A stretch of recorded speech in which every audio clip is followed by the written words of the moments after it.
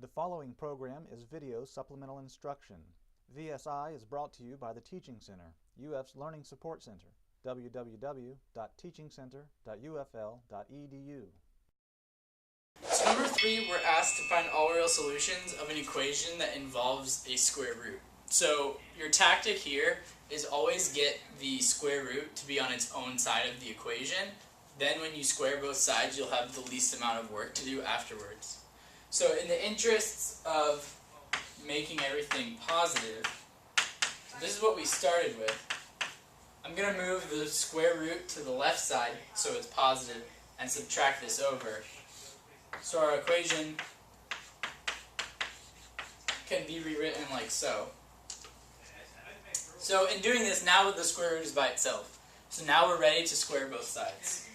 So if you square both sides, remember that you can't square each term. You need to square the entire thing like that.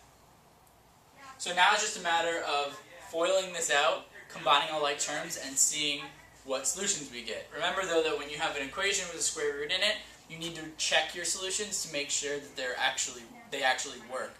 It's possible to get extraneous solutions with a square root.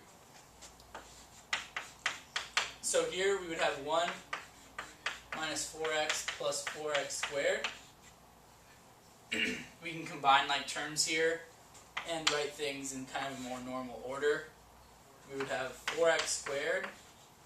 If we added x over here, we'd get minus 3x. And then we'd get minus 1 if we subtracted the 2 over. So now we need to factor that out. So remember that if you have a coefficient in front of your x squared term, you're going to need to split up your first terms in a few ways too. So this one's going to work out being, I think this will work out being 4x and x. We need this one to be minus 1 and plus 1. Because that will give us plus 1 minus 4, which gives us the negative 3. We have the negative 1 here and the 4x squared there. So our two solutions then are x equals negative 1/4, x equals 1. So you're not done. You have to make sure that those work.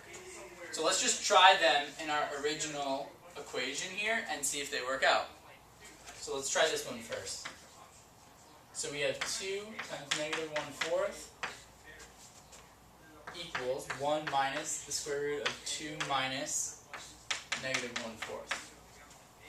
So 2 times negative 1/4 would be negative 1/2.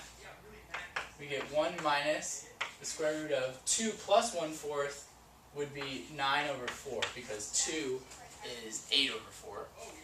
And the square root of 9 over 4 is 3/2.